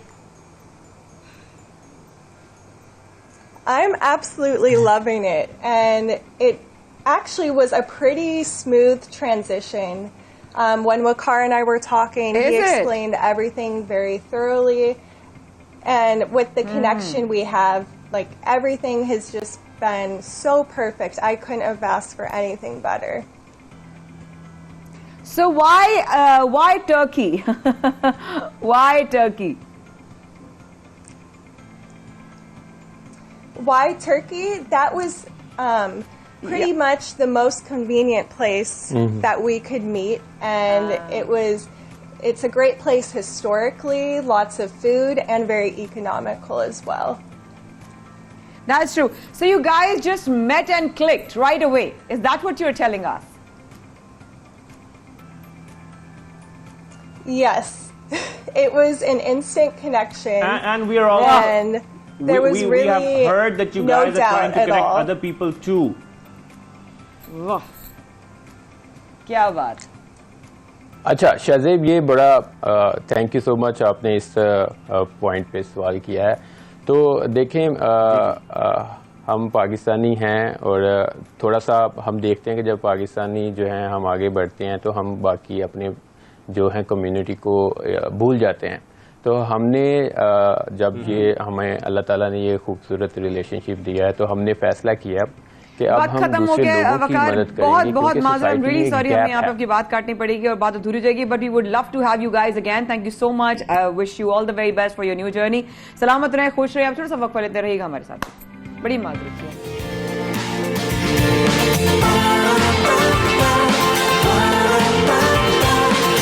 सुबह सवेरे पाकिस्तान।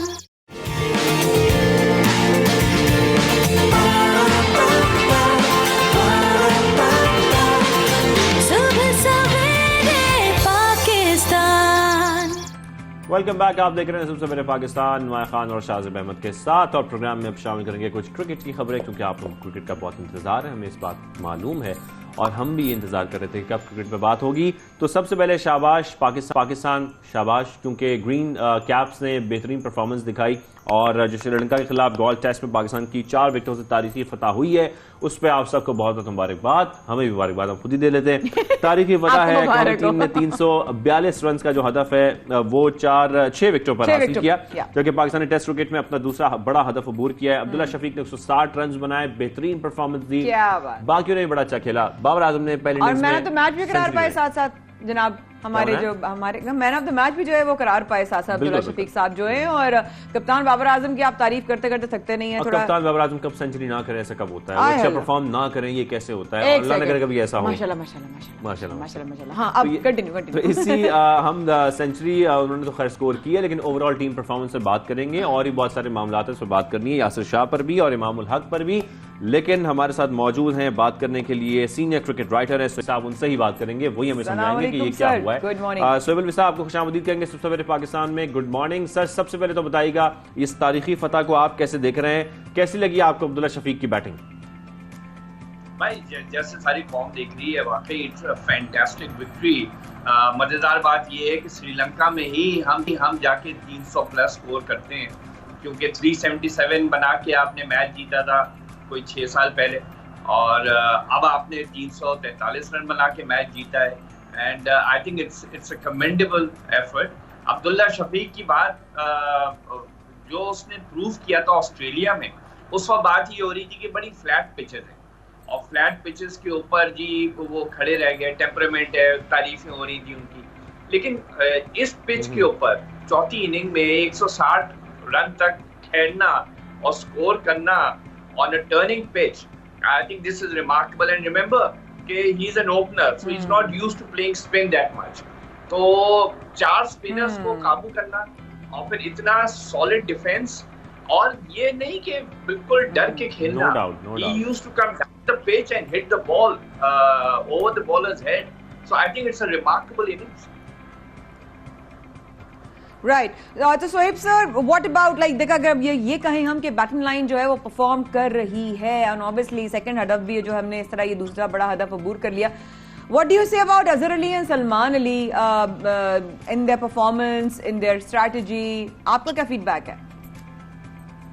देखिए, पहली तो एक बात है कि एक इनिंग्स में हमने परफॉर्म किया है, पहली इनिंग्स में हम 85 for 7 हो गए, so you can't really say कि हमारी बैटिंग लाइन अभी परफॉर्म कर रही है। This is one innings and हमें देखना होगा अगले टेस्ट में क्या होता है, आगे जाके भी परफॉर्म करना है। कंसिस्टेंसी बहुत बड़ी थी। रह गया अजहर अली या Salman Ahmed. I just feel कि सलमान अहमद को जरा सा प्रीमेच्योरली डाल दिया, उनकी ऑफ ब्रेक की वजह से डाला, जिसने ज्यादा इंप्रेस नहीं किया। कोई ऐसी आउटस्टैंडिंग उनकी ऑफ स्पिन नहीं थी, उनको एज एन ऑलराउंडर खिलाया था। और एक सीजन 2 सीजन के बाद आपने खिला देना उस बल्लेबाज की जगह जो 57 की एवरेज से बैटिंग कर रहा था before the Australia series, so it doesn't make sense at all. I would still put Fawad Alam back. Salman Ahmed को अगर खिलाना है as a third off spinner, third spinner, आप किसी 3 टेस्टमैन आपने खिलाए थे, किसी एक की जगह खिलाए, रह गया Azhar Ali, either he announces his retirement, he is still capable of scoring 100 mind you, लेकिन एक वक्त आ जाता है बल्लेबाज का एंड यू रिटायर। उस वक्त भी बल्लेबाज होते हैं, बॉलर्स होते हैं जब वो अपनी पीक पे होते हैं। अजहर तो अपनी पीक पे नहीं है। मेरे ख्याल में शान मसूद को जो इतना अच्छा फॉर्म चल रहा है नंबर 3 पे खिला सकते हैं in place of Azhar Ali, लेकिन अगर अजहर अली अनाउंस कर देते हैं रिटायरमेंट तो फिर let this be his last test and play and you know wait for Shan Masood to play test at home. सही। सोहेब अलवी साहब, क्योंकि आप बॉलिंग का जिक्र कर रहे हैं तो मैं यासिर शाह का जिक्र करना चाहूंगा। इससे पहले कि आप खुद ही कर दें तो मैंने कहा मैं जरा आपसे पूछ लूं, ये यासिर शाह साहब जो है इन्होंने शेन वॉर्न की बॉल ऑफ सेंचुरी याद नहीं करा दी, आप कैसे देख रहे हैं, कैसे रेट करेंगे उनकी बॉल को? देखिए मैं आपको बताऊं, अब्दुल कादिर जो 1980s में गेंदे करता था, इकबाल कासिम ने ऐसी गेंदे की हैं, तौसीफ अहमद ने ऐसी की हैं, पाकिस्तान के लाजवाब स्पिनर हैं, दुनिया के मायनाज स्पिनर्स रहे। वो एक मार्केटिंग होती है इन गोरों की कि जब वो कुछ करते हैं तो वो बॉल ऑफ द सेंचुरी हो जाती है, वो 6 ऑफ द सेंचुरी हो जाता है, व्हाटएवर। इससे अच्छी अच्छी गेंदें पहले भी हुई हैं और अगर यही गेंद कोई और करे तो उसकी इतनी वाहवाह नहीं होती। इस हाई प्रोफाइल सीरीज एशेस हो रही थी इंग्लैंड में तो हो गया। यासिर ने जो गेंद की है वो शेन वॉर्न की किसी गेंद से कम नहीं थी और पहले भी करता रहा है।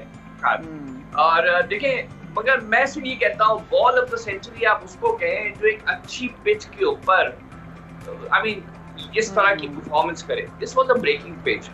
आपकी यहाँ पे ये जो आप कह रहे हैं पहले भी करता रहा है, या आप गैरी बेलांस की बात तो नहीं कर रहे 2016 की, जहां पर यासिर शाह ने ऐसी बॉल की थी और उनको बोल्ड किया था? मुझे याद नहीं है, लेकिन आप याद दिला रहे हैं तो कुछ कुछ मुझे याद आ रहा है। ये भी मैं आपसे कहना चाह रहा हूँ कि ऐसी गेंदें बेतहाशा हुई हैं हिस्ट्री में। अब क्योंकि टेलीविजन आ गया है, 8 कैमरों से वो बॉल दिखाई जाती है तो वो मार्केट ज्यादा होती है और साथ में अगर शेन वॉर्न जैसा नाम हो वो करे तो बस वाह हो जाती है, चाहे दूसरा बंदा उससे अच्छी गेंद करे, लेकिन वो किसी एक एनोनिमस सीरीज में खेल रहा है तो वो वाह नहीं होती। तो मैं इन चीजों का I will be very honest with you, ball of the century यानी जब तक आपके पास 20 कैंडिडेट्स ना हो और एक पूरा पैनल बैठे जिसमें दुनिया के सारे एक्सपर्ट्स हों, फिर आप बॉल ऑफ द सेंचुरी करार दें तो समझ में आता है।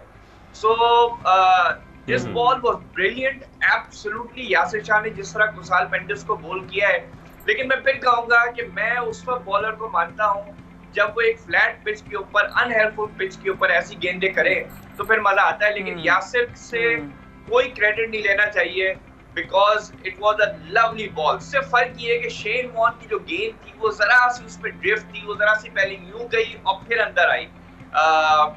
यासिर की कोई कमी नहीं थी बॉल में, लेकिन वाकई इट वाज वर्थ वाचिंग।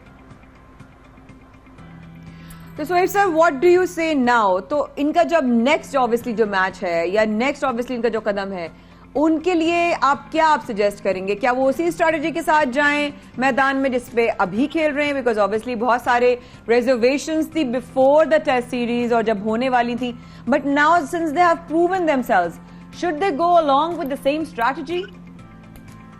देखिए, स्पोर्ट में एक चीज कहा जाता है कि विनिंग कॉम्बिनेशन को आगे लेके चले, चाहे उसमें 1-2 प्लेयर्स ने परफॉर्म नहीं किया हो, बिकॉज टीम स्पिरिट होती है, एक बॉन्डिंग हो चुकी होती है, एक अगले वाली टीम में प्रेशर होता है। लेकिन मैं फिर भी यही कहूंगा जो मैंने अभी पहले बात कही थी कि पाकिस्तान ने 3 सीमर्स खिला के ऑन अ पिच जहां पे इतनी पता था कि ऑस्ट्रेलिया के जो 2 टेस्ट मैचेस इसी ग्राउंड पे हुए थे वहां पे स्पिनर्स ने डोमिनेट किया था। तो 3 सीमर्स खिला के या तो आपने एक बल्लेबाज कम खिलाया या आपने एक स्पेशलिस्ट स्पिनर कम खिलाया। तो आप देखें, आप नसीम शाह को लेकर आए सेकंड इनिंग में, उसको कोई 70 ओवर्स बाद पहला ओवर दिया। He is your fastest bowler. So अगर आपने समझ लिया है पहले टेस्ट के बाद कि यहीं पे गोल में ही दूसरा टेस्ट मैच भी होगा, कोई भरोसा नहीं है इसी पिच के हो, बिकॉज 3 दिन के अंदर नई पिच बनाना बाद दफा मुश्किल होता है फॉर अ 5 डे गेम। तो हो सकता है कि इस दफा पाकिस्तान एक सीमा कम खिलाए और एक बल्लेबाज ज्यादा खिलाए। That could be a change in strategy.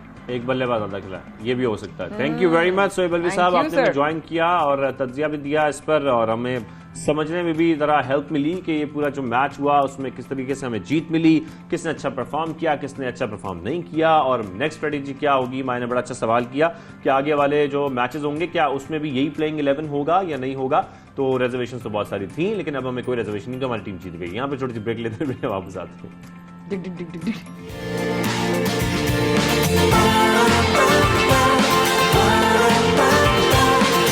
सुबह सवेरे पाकिस्तान।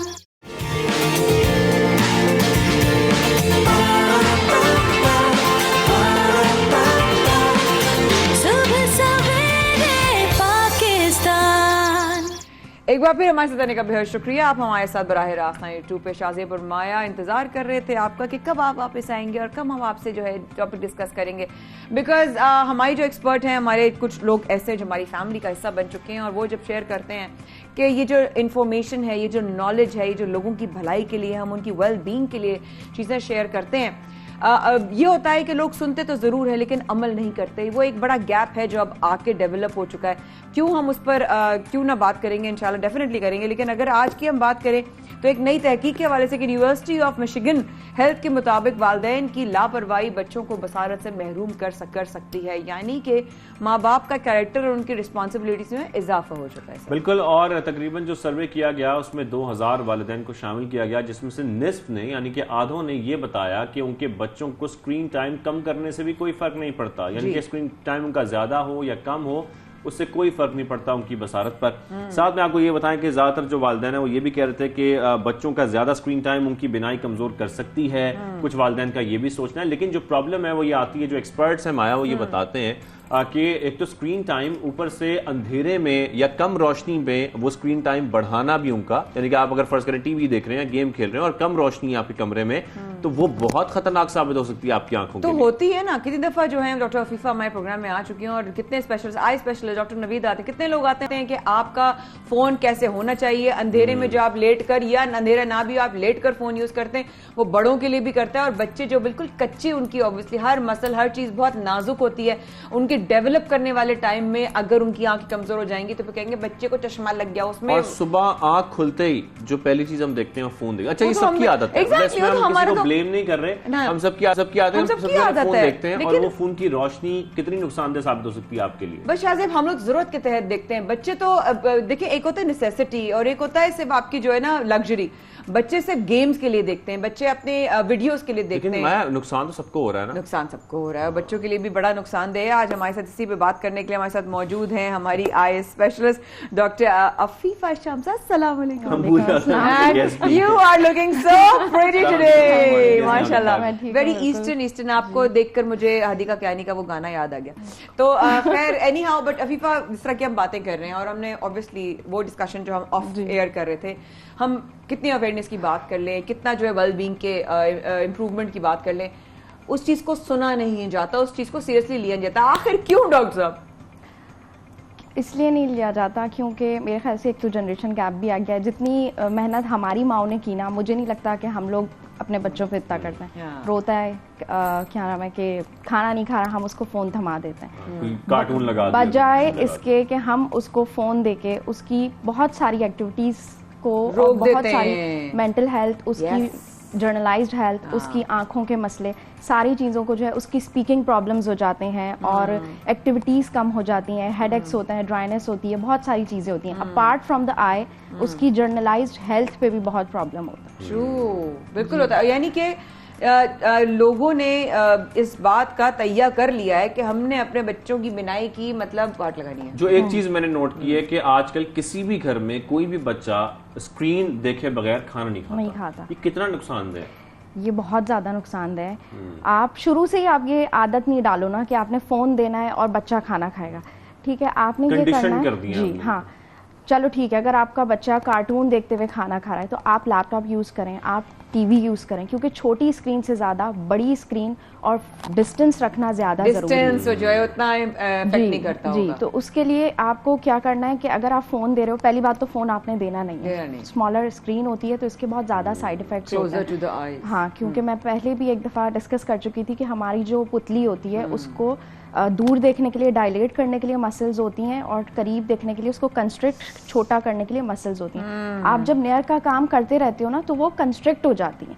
उसके बाद आपके अंदर मायोपिया, नियर साइटनेस जिसे कहते हैं, यानी दूर की नज़र कमज़ोर होती है और पेशेंट को बच्चा बार बार हेडेक की कंप्लेन करेगा, इनफ्रीक्वेंट ब्लिंकिंग की वजह से उसको ड्राइनेस की कंप्लेन होगी और ओवरऑल भी जो है वो उसकी मेंटल हेल्थ, जनरलाइज्ड हेल्थ उसकी डिस्टर्ब होगी। वो उसको कहते हैं ना कि बाहर निकलो, मसल्स को चलाओ, बाहर निकलना बाहर बहुत निकलो, जरूरी है, खुली हवा में जाओ। जी, लॉन्ग साइटनेस कितना जरूरी है? सनलाइट का एक्सपोजर बच्चे को होना जरूरी है, आउटडोर एक्टिविटी जरूरी है। अच्छा, अगर आप चलो ठीक है स्क्रीन दे भी देते हो बच्चे को, तो आपने 1 फुट के डिस्टेंस पे आपने फोन देना है। फोन तो मैं मना कर रही हूं, आप कहे ना। लैपटॉप आपका 2 फीट के डिस्टेंस पे रखना है और जो आप टीवी दिखाओगे वो 10 फीट के डिस्टेंस पे रखना है। ये चीज आपको फॉलो करनी है। और 20-20-20 का रूल जो मैं बता रही हूँ, ये 1-2-10 1 फुट यानी कि 1 फुट आपका फोन जो है वो इतना 1 फुट दूर होना चाहिए।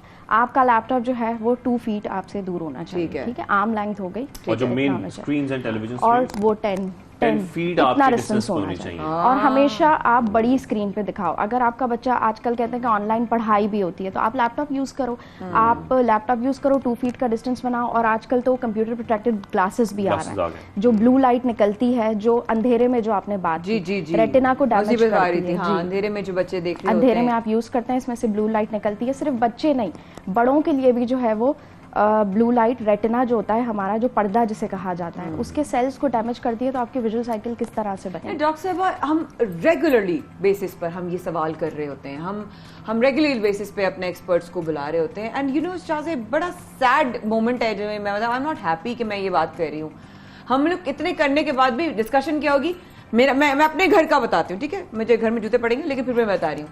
मैं घर में जाकर, आप डॉक्टर साहब ने बताया कि ये चीज फलां जवाब आता है, हाँ सही बात है, लेकिन फिर भूल जाएंगे। हम खुद ये कर रहे होते हैं, हम खुद फोन लेके बैठे हुए होते हैं। क्या इससे क्या हमारा फायदा होगा? मत करें ना फिर हम सेगमेंट हम वही करते हैं फिर के उसके बाद जो कुछ और ही कर लेते हैं। या तो फोन वाली कंपनीज को कहते हैं कि इसमें थोड़ी सी हार्मफुल चीजें हटा के कोई अच्छी चीज डाल दे आप। मसला ये है। अच्छा, आपने अगर बच्चे को अपनी एक और बात भी बताना चाह रही थी, बड़ों के लिए भी है, बच्चों के लिए भी। बड़े तो खुद फॉलो कर लेते हैं। मैं 20-20 का जो रूल बता के गई थी कि 20 मिनट्स के बाद आपने बच्चे की 20 सेकंड्स तक आंखें बंद करवानी है और 20 फीट वो डिस्टेंस का देखे। ठीक है, ये ब्रेक लेना जरूरी है। और 20 टाइम्स ब्लिंक करे, जिससे ड्राइनेस भी नहीं होगी। हम तो ये कर लेंगे फॉलो, बच्चे को, पेरेंट्स को करना है कि आप वो ऑनलाइन क्लास ले रहा है तो आपने उसे बताना है, या स्क्रीन देख रहा है और स्क्रीन का टाइम आपने 1 से 2 घंटे से ज्यादा पूरे दिन में बच्चे को नहीं देना। आपने बच्चे की टोटल यानी कि पैकेज 1 से 2 घंटे का होना चाहिए, अनटिल एंड अनलेस आपकी पढ़ाई नहीं हो या कोई इस तरह ऑनलाइन क्लासेस। अच्छा, वैसे एक एप्लीकेशंस पे आजकल ये ऑप्शंस भी आ रही हैं कि आपने टाइम सेट कर सकते हैं कि जब आपका 1 आवर कंप्लीट होगा तो आपको इन्फॉर्म करेगा कि आपने 24 आवर्स में 1 घंटा इस्तेमाल कर लिया। वो भी आ गया ना डॉक्टर साहब कि नाइट मोड लगाएं तो आंखों को कम नुकसान हर फोन में जी ये ब्लू लाइट, येलो एंड ये भी आ गई है, वार्म मोड, ये सब करने के बाद फिर ब्राइटनेस। बड़ा उन्होंने बुरा सा मुंह बनाया है, कोई फायदा है इसका? उन्होंने बड़ा बुरा सा मुंह बनाया है, ये दुनिया देख ली, उन्होंने इंतहाई बुरा सा मुंह बनाया है, कोई फर्क नहीं पड़ता। मेरा इतना लंबा सवाल जाया हो गया डॉक्टर साहब के जो मोबाइल फोन वाले जो है ना, वो मुझ पे पाबंदी लगा देंगे कि ये जो है वो हमारे पीछे पड़ी रहती है। आपको भी पाला पड़ सकता है, ऐसा मत करें। थैंक यू डॉक्टर साहिबा, but thank you so much for coming on the show. और आई होप कि आज के बाद अच्छा, मैं एक डाइट के हिसाब से भी मैं बोलना चाह रही थी कि आउटडोर एक्टिविटी अपने बच्चों की बढ़ाएं। एनुअल उसका पीडियाट्रिक ऑफ्थेल्मोलॉजिस्ट से एग्जामिनेशन कराएं। हेडेक्स की कंप्लेन कर रहा है, आपने अपने बच्चे को दिखाना है ऑफ्थेल्मोलॉजिस्ट को। और green leafy vegetables, eggs, almonds, nuts, fish, ये सब अपनी डाइट में आपने इंक्रीज करना है। और 2 घंटे बच्चा आपका आउटडोर जाके खेलेगा, उससे उसकी जनरलाइज जो हेल्थ है वो भी अच्छी होगी और आई की भी हेल्थ। अगर बच्चा बहुत शदीद इंतहाई ढीठ हो, वो बाहर जाके भी फोन में घुसा हो, फिर नहीं, फोन आप ले लेना। आप फिर पेरेंट्स किस लिए हैं, मुझे ये बताएं। पता नहीं, अल्लाह की कसम इसका जवाब मैं ढूंढूंगी। सबसे पाकिस्तान में नई कैंपेन चलाई। Thank you so much doctor साहब for coming and you look beautiful. Thank you so much, you have a blessed one. Pakistan में अब लगता है लोगों को, ये लोगों का कहना है, हम दोनों नहीं कह रहे, हम जो कहते हैं वो मॉनिटर नहीं कर सकते। लेकिन जो बहुत सारे लोगों का ये कहना है कि अब बच्चों का फ्यूचर जो है पाकिस्तान में नहीं है, बच्चों को बाहर भेज दो, बच्चे बाहर पढ़ें ज़्यादा बेहतर है, यहाँ पर उनकी पढ़ाई भी सही नहीं है, पढ़ाई हो जाती है, डिग्री आ जाती है तो जॉब्स नहीं होती, तो यहाँ पे करना ही क्या है, यहाँ पे बच्चों का कोई फ्यूचर नहीं है। और आजकल अल्टीमेटली हम देखते हैं कि मोस्टली जो स्टूडेंट्स हैं, चाहे वो यूनिवर्सिटीज़ के हों, स्कूल्स के हों, कॉलेजेस के, उनका अल्टीमेट टारगेट यही होता है कि हम प्रोफेशनली अपनी जो जिंदगी है वो यहाँ शुरू नहीं करेंगे, वो हम बाहर जाके करेंगे। पाकिस्तान में पढ़ाई की जाती है, कोशिश बहुत सारे लोग ये भी करते हैं कि पढ़ाई भी अपनी बैरून मुल्क करें। तो ये क्या सोच है, क्या मुस्तकबिल संवारने के लिए सिर्फ पाकिस्तान से बाहर निकलना ही वाहिद ऑप्शन रह गया है अब तमाम नौजवानों के लिए, और इसका पाकिस्तान को कितना नुकसान पहुंचेगा? पाकिस्तान से डीमोटिवेट हो जाना कि यहाँ पर कोई फ्यूचर नहीं है, इसका पाकिस्तान को कितना नुकसान हो रहा है? क्योंकि आपके जो प्रोफेशनल्स हैं वो तमाम बाहर निकल जाएंगे, तो पाकिस्तान में प्रोफेशनल्स कहां से आएंगे? ये बड़ी इंपॉर्टेंट बात है। I know, I completely agree. So let's have an expert on this topic. हमारे साथ हमारे प्रोग्राम में आए हैं, शामिल हुआ है मोटिवेशनल कासिम अली शाह साहब। अस्सलाम वालेकुम कासिम भाई, थैंक यू सो मच वक्त निकालने के लिए। आप प्रोग्राम में आए और दूसरी बार आप आए हैं। पिछली दफा भी एक बहुत अहम मौजू था, लेकिन ये एक कल्चरल जो है हमारा एक बनता जा रहा है, कहते हैं ना कि फैशन का हिस्सा बन गया है कि बच्चे बाहर पढ़ें, बच्चों का फ्यूचर यहाँ पर कुछ नहीं है। अब बच्चे एक दफ़ा बाहर जाते हैं तो फिर वो वापस कभी आते हैं कभी नहीं। हमें आई एम नॉट सेइंग कि नहीं आते, लेकिन बहुत कम तादाद है। ये किस तरह का कल्चर बनता जा रहा है कि हम जो है नौकरी और पढ़ाई के लिए बाहर की तरफ जा रहे हैं? जी कासिम भाई। अच्छा देखिए, गुजारिश ये है कि दुनिया के सारे तरक्की याफ्ता ममालिक वहां पर तो तरक्की हो चुकी है। अब यहां से जाके वहां पर एडजस्ट होना, कोई अच्छी जगह बनाना कोई इतना भी आसान काम नहीं है। हमारे बड़े नौजवान यहां से जाते हैं और बाहर बड़ी छोटी छोटी जॉब्स कर रहे होते हैं और बाहर से पैसा कमा के यहां आके बता रहे होते हैं कि जी हम तो बाहर से पैसा कमा के और पाकिस्तान में वापस आ रहे हैं। देखिए, पाकिस्तान में जितना तरक्की का पोटेंशियल है ना, दुनिया में कहीं नहीं होगा। यहां पर हर शोबे में गुंजाइश है। पहले ये समझ लीजिए कि हर शोबा, मैं यहां तक कहता हूं कि आप अच्छा प्लम्बर ढूंढने जाएं तो वो नहीं मिलता, अच्छा मैकेनिक ढूंढने जाएं तो वो नहीं मिलता, एक अच्छा आई का जो सर्जन है, काबिल सर्जन, यकीन कीजिए 3-3 माह का टाइम मिलता है उससे, उसके पास टाइम नहीं है। काबिल लोग जो हैं उनकी शदीद जरूरत है, उनका बड़ा स्कोप है।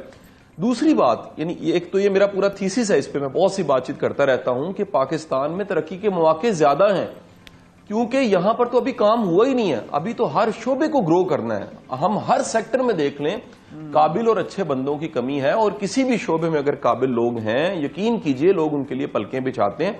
स्टेट की तरफ ना देखिए, सच बता रहा हूं, लोग दिल से उनकी कदर करते हैं जिनके पास किसी भी तरह की काबिलियत है। दूसरी बात यह है कि अल्लाह ने इंसान को पोटेंशियल दिया है अपने अंदर, खासतौर पर यूनिवर्सिटीज में जो कि अभी अपनी पढ़ाई मुकम्मल कर रहे हैं, वो प्रोसेस में होते हैं। में ये परसेप्शन है, वो ये सोचते हैं कि पाकिस्तान में उनका किसी किस्म का कोई फ्यूचर नहीं है और हम पाकिस्तान से बाहर निकलेंगे तभी हमें प्रोफेशनली एक्सेप्ट किया जाएगा और हमें कोई अच्छी जॉब मिलेगी। इस बात में कितनी सदाकत है, और आप क्या समझते हैं कि हम बहुत डीमोटिवेटेड हो चुके हैं? देखिए भाई, जो नौजवान नस्ल है सर, इसमें देखें सबसे बड़ा प्रॉब्लम तो ये है कि जितने इंफॉर्मेशन के सोर्स हैं, वो इलेक्ट्रॉनिक मीडिया या सोशल मीडिया, हर जगह पर तो नेगेटिव ब्रांडिंग हो रही है पाकिस्तान की। हर चीज तो बुरी दिखाई जा रही है। मुझे बताएं ना जी, कितने प्रोग्राम है टीवी के, सारे चैनल्स ले लें, 150 चैनल्स, और उसमें कहीं अपॉर्चुनिटीज बताई जा रही हो, उसमें कोई सक्सेस स्टोरीज बताई जा रही हो, उसमें कोई कंट्रीब्यूशन बताया जा रहा हो, इसमें किसी की एक सच्ची कामयाबी की कहानी बताई जा रही हो। उम्मीद की बात तो हम कर नहीं रहे, तो जब हम इतनी नाउमीदी की बात करेंगे और हर तरफ सक्सेसफुल स्टोरीज है वो शेयर करें अपने प्रोग्राम में, देखता कोई नहीं। अच्छा, अब ये देखिए ना जी, हमने 17 सालों में एक अजीब सी आदत दे दी है कि लोग मनफी चीज को ज्यादा सुनते हैं, मनफी चीज को ज्यादा देखते हैं। आप ये सारी डिजिटल मीडिया की रैट रेस देख लीजिए, थंबनेल पे सारा बिजनेस हो रहा है, अंदर कुछ भी नहीं वो होता। एंगलिंग की जाती है, झूठ बोला जाता है, गलत खबरें बना दी जाती हैं और इल्जाम लगा दिए जाते हैं, बहतान लगा दिए जाते हैं। मेरा कहना यह है कि ये मुल्क बड़ा पोटेंशियल कंट्री है, इसमें यकीन कीजिए दुनिया के बड़े ऐसे ममालिक हैं जहां बड़े बड़े मसाइल हैं। यहां रोटी का, आपकी सब्जी का, बड़ी बेसिक चीजों की इतने बड़े प्रॉब्लम्स नहीं है, आसानी से मिल जाते हैं। ज़राई मुल्क है आपका, इस मुल्क में पोटेंशियल बहुत ज्यादा है। और स्कोप कभी भी याद रखिएगा, ना फील्ड का होता है ना मुल्क का होता है, टैलेंटेड बंदे का होता है। टैलेंटेड बंदा हर जगह अपनी जगह बना लेता है, वो हर मुल्क में कहीं पर किसी माशरे में पाया जाता है, अगर काबिल है वो अपने रास्ते बना लेगा। अल्लाह ने ये टैलेंट, ये कहीं ना कहीं पोटेंशियल इंसान के अंदर रखा हुआ है। बेशक हम ये समझ रहे होते हैं कि इस टैलेंट और पोटेंशियल की कदरदानी शायद बाहर ज्यादा है। हमेशा एक बात कहते थे हमारे घर में, हमने सुनी कि अगर अपने मुल्क में नहीं कर सकते तो बाहर जाके क्या खाक करोगे। अब वो वाली चीज क्या आप अपने मुल्क में, अपने घर में, अपने मोहल्ले और अपने गली में, अपने इलाकों के, अपने लोगों के लिए खिदमत नहीं कर सकते तो बाहर जाके आप कर लेंगे, तो इसका मतलब आप गैर उखानी हो गए। ये हमने बहुत सुना लफ्ज और ये जुमला भी। लेकिन ये जो रुझान आ गया है इसमें, विद ऑल ड्यू रिस्पेक्ट, क्या वो कल्चर जो पैदा हुआ है, वालदैन का इसमें कितना बड़ा किरदार है आपकी नज़र में कि वो इस तरह की चीज को परवान चढ़ने देते हैं या वहीं पर स्टॉप नहीं करते? अकॉर्डिंग टू यू, आपके पॉइंट ऑफ व्यू से कितना बड़ा किरदार हो सकता है? देखिए, मैं तो इसको सिंपल कहूंगा, ये शऊर की कमी है, एक्सपोजर की कमी है। मैं बाहर भी ऐसे लोग हैं जिनके पास डिग्रीज हैं और जॉब्स नहीं है। ये कोई ऐसा तो नहीं है पाकिस्तान का मसला है। दुनिया के बड़े बड़े तरक्की याफ्ता ममालिक हैं जहां पर पढ़ने लिखने के बाद वहां पर भी जॉब्स नहीं मिलती। अब होता यह है कि वो जो नेगेटिव साइड है ना, उसकी ब्रांडिंग इतनी नहीं होती। मैं हमेशा एक मिसाल देता हूं, हमारे गल्फ में कई ऐसे मुल्क हैं जहां पर रोड एक्सीडेंट्स पाकिस्तान से ज्यादा हैं, लेकिन वो ब्रांडिंग नहीं करते। दुनिया में कई ऐसे ममालिक हैं, मैं एक दो का नाम भी लेता हूं, कोरिया की मिसाल ले लीजिए, जहां पर खुदकुशी बहुत ज्यादा है। वो ब्रांडिंग नहीं करते, स्टैट्स डाटा मौजूद है लेकिन उनके मीडिया ब्रांडिंग नहीं करते, उसकी प्रमोशन नहीं करते, उसकी एडवर्टाइजमेंट नहीं करते, वो इतना नहीं बताते, लिहाजा उसका तासुर जो है वो इतना बुरा नहीं बनता। हमारे यहाँ मसाइल ये हैं कि हमारा ये चले सियासी हालात और बेशुमार चीजें, गैर यकीनी सरकमस्टांसेस, गैर यकीनी हालात इतने ज्यादा वो प्रमोट हो चुके हैं और इतने ज्यादा बन चुके हैं कि लोग समझते हैं कि यहां से निकलेंगे तो मसले हल होंगे। यहां देखिए, एक जो एंग्जाइटी होती है ना, ये भी एक मर्ज है ना। एंग्जाइटी में बज़ाहिर कुछ नहीं हुआ होता, सिर्फ जहनी हालत होती है और लगता है कि जब तक ये खिड़की नहीं खुलेगी और दरवाजे नहीं खुलेंगे और मैं बाहर नहीं निकलूंगा तो मुझे सांस नहीं आएगा। आप इसी तरह एक स्टेट ऑफ माइंड बना लेते हैं। एक फैक्टर ये भी है, यहाँ पर कुछ नहीं है। बिल्कुल कासिम साहब, एक फैक्टर आप ये भी समझते हैं कि आप खुद से ये जिक्र भी कर रहे हैं कि पाकिस्तान में भी बहुत पोटेंशियल भी है और उसके साथ ऐसी स्पेस भी है बहुत सारे शोबों में जहां काम हो सकता है। आप समझते हैं मुख्तलिफ इंस्टीट्यूशंस में, यूनिवर्सिटीज में, कॉलेजेस में स्टूडेंट काउंसलिंग बहुत इंपॉर्टेंट है। एटलीस्ट हमारे यहाँ क्योंकि एक ही कॉन्सेप्ट है वालिदैन का भी और बच्चों का भी कि या तो मेडिकल साइंसेज में चले जाएं या फिर आप इंजीनियरिंग में आ जाएं। दुनिया में कई हजार ऐसी फील्ड्स हैं जहां पर इतनी स्पेस है और पाकिस्तान में भी उसमें स्पेस है जहां पर काम किया जा सकता है। स्टूडेंट्स वो पढ़ाई भी कर सकते हैं, डिग्रीज भी कर सकते हैं। इसलिए स्टूडेंट काउंसलिंग बड़ी इंपॉर्टेंट है ताकि बच्चों को ये पता लगे कि हमारे मुल्क में ये स्पेस पड़ी है काम करने के लिए। अच्छा सर, देखिए जो नई सारी फील्ड्स मुतारिफ हुई है ना, इसका तो बताया नहीं जा रहा, यूनिवर्सिटियों में पढ़ाई नहीं जा रहा। हमारे तो पढ़ाने वाले, ये तो मेरी बाकायदा डिबेट है, कैंपेन है, हमारे पढ़ाने वाले इंडस्ट्री से वाकिफ ही नहीं है। एकेडमिया इंडस्ट्री का इतना बड़ा गैप है और इस गैप की वजह से जो पढ़ाया जा रहा है वो सारा बुकिश नॉलेज है, उसमें कोई एक्सपोजर नहीं है। मैं यहां तक आपको बताऊं कि डिग्री है BS CS की, 40 कोर्स उसमें पढ़ाए जा रहे हैं और जो कोर्स जरूरत है, वाकई मार्केट की जरूरत है, वो 7 कोर्स है, 33 कोर्स एक खानापुरी हैं वो पढ़ाए जा रहे हैं। कोई सोचने को तैयार नहीं है कि क्या वो हम रिक्वायर्ड स्किल्स दे रहे हैं। अच्छा, एक मसला, मैं असल टॉपिक पे वापस आऊंगा, एक बहुत बड़ा कौमी मसला ये है कि हमारे मुल्क में नखट्टू लोगों की, कामचोर लोगों की एक बड़ी तादाद है। आप किसी को हायर करने किसी असाइनमेंट के लिए, वो काम पकड़ते वक्त और फर्स्ट पेमेंट पकड़ते वक्त बिल्कुल आपको जो है ना वो आपको वो स्पेल बाउंड कर देगा और कहेगा जी हो जाएगा, मसला ही कोई नहीं है। काम शुरू करने के बाद पता लगेगा उसे काम नहीं आता। काम शुरू करने के बाद पता लगेगा कि वक्त कितना जाया करता है। लोग अपनी वर्क प्लेस पे वक्त जाया करते हैं। यकीन कीजिएगा, टाइम पे आना इतना बड़ा मसला है, डिलीवर करना, वादा पूरा करना इतना बड़ा मसला है। ये अमेज़न फिर हमारा महल बैन हो गया, बंद हो गया, और उसकी बहुत बड़ी वजह एथिकल रीजन जो पता लग रही है वो ये है कि हमारे फ्रीलांसर्स काम पकड़ लेते हैं, काम डिलीवर नहीं करते, वादा कर लेते हैं, वादा पूरा नहीं करते। उनके यानी एथिक्स अच्छे नहीं है। अगर स्किल्स, एक तो मसला स्किल्स दी नहीं जा रही, अगर स्किल्स हैं भी तो फिर वादा पूरा करना। और मैं एक छोटा सा तजुर्बा आप सबको बता देता हूं, आप सुनने वाला कोई भी ये तजुर्बा करके घर बना के देख ले 5 मरले का, उसको 5 मरले का घर बनाते हुए पता लगेगा कि मिस्त्री क्या होता है, एक उसकी सोच क्या होती है, लेबर की सोच क्या होती है, कारपेंटर की सोच क्या होती है, रंग वाले की सोच क्या होती है। उसको पता लगेगा इस मुल्क में एक बड़ी तादाद नखट्टू लोगों की और कामचोर लोगों की है। एक घर में एक कमाने वाला होता है, 7 खाने वाले होते हैं। 7 क्यों नहीं सोचते कि हमें अपने वालिद को सपोर्ट करना चाहिए।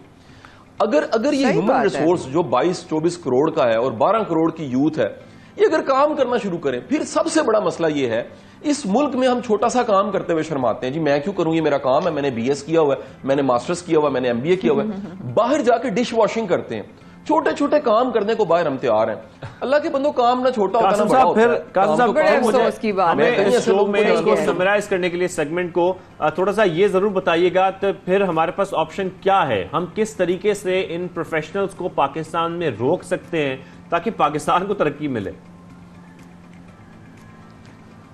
देखिए सर, इसके ना 3 हिस्से हैं। सबसे पहला हिस्सा तो ये है कि स्टेट को क्या करना है। 1 लाइन में जवाब है सर, स्टेट को इनकरेज करना है कि ये इंटरप्रेन्योर्स बने, उसे इनकरेज करना है, उसको ऐसे मौके देने हैं स्टार्टअप्स के। बड़ा पोटेंशियल है, यकीन कीजिए स्टार्टअप्स में। अगर बच्चे फ्रीलांसिंग करें, खुद से काम करें, बिजनेस अपॉर्चुनिटीज हो, स्टेट इंश्योर करे। Number 2, education institutes. मैं कहता हूं जब तक एजुकेशन इंस्टीट्यूट राइट माइंडसेट नहीं देता, जितनी मर्जी डिग्रियां दे दीजिए, राइट माइंडसेट का मतलब है कि जिस तरह की मार्केट में डिमांड है उस तरह का माइंडसेट दिया जाए, उस तरह का सोचने का अंदाज दिया जाए, उस तरह की स्किल्स दी जाए, उस तरह का नॉलेज दिया जाए, माशरा नहीं बदल सकता। और तीसरी बात, कोई इनफरादी तौर पे मुझे सुन रहा है एक फर्द वाहिद, तो वो मान ले, जान ले, इस मुल्क में बड़ा पोटेंशियल है। आप किसी एक फील्ड में किसी एक शोबे को पकड़ लीजिए और उसको पॉलिश करके कमाल आप जबरदस्त हो जाइए। मैं गारंटी से कहता हूं, आज लाहौर में बारिश हो रही है, समोसे वाले पकोड़ों वालों के अच्छे जो बनाते हैं ना, उनकी भी दुकानों में लाइनें लगी हुई हैं। एक नान चने अच्छा बेचने वाला ना, उसके पास भी लाइनें लगी होती हैं। एक एक छोटा सा काम करने वाला अगर वाकई उसको हुनर पता है, उसको आर्ट है, उसमें फन है उसका, लाइनें लग जाती हैं। अंदरून शहर में जाके लोग खताइयां लेते हैं और लस्सी पीते हैं कि वो अच्छी बनाते हैं। दूसरे वाला, कासिम, मैं एक सवाल करना चाहूंगी, आप इस बारे में क्या कहना चाहेंगे कि हम लोग, अगर आपने कहा टैलेंट की बात कर रहे हैं आप, टैलेंट अगर चले नहीं भी है लेकिन करने की एक जुस्तजू है, करने का एक लगन है, तो क्या आप ये कहेंगे नहीं कि हमारे कल्चर, चाहे वो पाकिस्तान में हो या हमारे ही लोग पाकिस्तान से बाहर हो, वो मछली पकड़कर तो दे देंगे या बता देंगे कि हम मछली पकड़ रहे हैं, लेकिन मछली पकड़ना सिखाएंगे नहीं। एक ये भी तो सच है। देखिए, गुजारिश ये है कि ये कल्चरल प्रॉब्लम है ना, एक हमारे यहाँ रवाज है अजीबो गरीब किस्म के, इल्म वाला इल्म नहीं सिखाता, हकीम अपने सारी हिकमत के साथ कब्र में चला जाता है। बड़े बड़े विजडमफुल लोग जो हैं वो अपने, दुनिया कहती लीडर वो होता है जो लीडर पैदा करता है। हमारे लीडर इनसिक्योर है, वो अपनी अच्छी टीम नहीं बना पाते सिर्फ इस वजह से कि अगर काबिल लोग साथ मिला लिए तो हमारी जो हुक्मरानी है और हमारा इक्तदार जो है वो खत्म हो जाएगा। वो दुनिया के सारे नालायक ढूंढ के अपनी टीम बना लेते हैं। तो ये जो इनसिक्योरिटी माशरे में पाई जाती है, ये भी एक बताती है कि ईमान की कितनी कमी है और नसीब पे कितना यकीन नहीं है। बहरहाल ये बात मैं दोबारा दोहरा दूं कि हर बंदे में जो पोटेंशियल, जो टैलेंट, जो काबिलियत पाई जाती है, उसको वो अगर पॉलिश कर ले, खुद से जिम्मेदारी ले। ये जो हम सारे इल्जाम ठहराते रहते हैं ये ठीक नहीं उठी, मैं कहता हूं फर्द वाहिद सोचे कि यार मैं अगर खुद से अपनी जिंदगी बदलना चाहता हूं, कोई एक हुनर पकड़ूं और उसको पॉलिश करूं और उसको मार्केट करूं। अच्छा, एक ये भी मसला है कि बड़े बड़े इस पे एक अलग प्रोग्राम जिंदगी में कुछ करना चाहते हैं तो लोग हुनर सीखें, अपने स्किल को बेहतर करें, ऐसी तरीके से आप आगे बढ़ सकते हैं। कासिम अली शाह साहब, थैंक यू वेरी मच, आपने हमें ज्वाइन किया सबसे पहले पाकिस्तान में, और यकीनी तौर पर हमेशा आप बहुत मोटिवेट करते हैं हम सबको भी और नौजवानों को भी। Thank you very much for joining us. Allah हाफिज जी, इंशाल्लाह सुबह पाकिस्तान में कल होगी मुलाकात। अल्लाह हाफिज।